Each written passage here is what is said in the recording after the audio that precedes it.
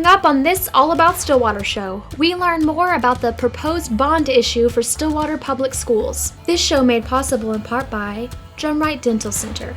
A smile is the prettiest thing you can wear. DrumrightDentalCenter.com. Bradshaw Center, Stillwater's hub of innovative business. And OSU Brand Squad, helping OSU athletes with their name, image, and likeness. Jansen's has lots of new models arriving almost daily. These new models have stunning new features and capabilities. If you're in the market for a new car or truck, look no further than Jansen Toyota. Call one of our highly trained sales staff or go online and reserve the new car or truck that matches all your needs. And while rates are rising everywhere else, Jansen's has interest rates as low as 2.49% financing on many new models. Do business with a locally owned dealer who values your relationship, the 4th generation Jansen family dealership. Oklahoma's number 48 in per pupil expenditure, so we have to ask our communities, and Stillwater has always been a wonderful community and supportive of the schools, to pass bond issues. This bond issue is $195 million, and the big prize, the big project is the high school. That'll be over $90 million. It'll be an additional 16,000 square feet, improvements, new location. But in this, there's something for everyone. We've got $20 million off the top just in financing and payments for the property over there, but we've got $21.5 million for deferred maintenance. Over the next 10 years, we know we're going to have air conditioning, roof, and parking lot issues. We're going to have money in there for textbooks, technology, band equipment, athletic equipment, uniforms. That covers a lot of kids, and those are important. All those are important programs to us. One of the things we're excited about with the new bond issue is that all student services will be centralized. So right now we don't have it that way, and this is a much friendlier situation. The way we have it designed, our architect really listened to us when we told him what we wanted. So what we've got is more of a union concept, a student union concept, where you've got in the student center in the central part of the building, right when you come in, off of it are all of the support services a student could need. Everything from hearing impaired services to speech pathology to counseling with our guidance counselors to space with outside counselors to Indigenous people's education, you name it, the health room, everything is right there off of the central part of the building.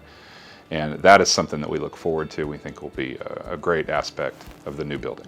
There's an outdoor space that's right off of the library on the 2nd floor. So the library is kind of in the central part of the 2nd floor.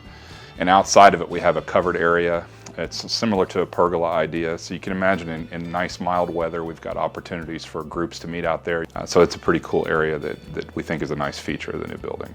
The way the architect has drawn things, he's listened to us quite a bit about building good spaces for our students. And so on the 1st floor, when you come in, right off to the front part of the building, our intellectually disabled wing. So in that area, our highest need special ed students, they're right there by the health room. They're right there by their gymnasium for adaptive PE. All of that is right there. Other wings are by subject area. So we've got art is up on the north end of the building on the 1st floor, and it has a really nice lighting coming from the north. The architect was very excited about that. And so they've got good windows and good spaces for what they need. Math, science, social studies, they're all built-in wing concepts, so they're together so they can collaborate, and we think that's a great idea as well. We would benefit greatly from a new space because we could be more industry standard. The Family and Consumer Sciences Department teaches everything. If you consider Oklahoma State University's College of Education and Human Sciences, we cover all of those majors within our department. So we have a retrofitted teacher's lounge as our department that would be great in the 1950s, but in 2020, this is not industry standard. This is not a classroom that is suited for culinary arts. We have no vinahoods.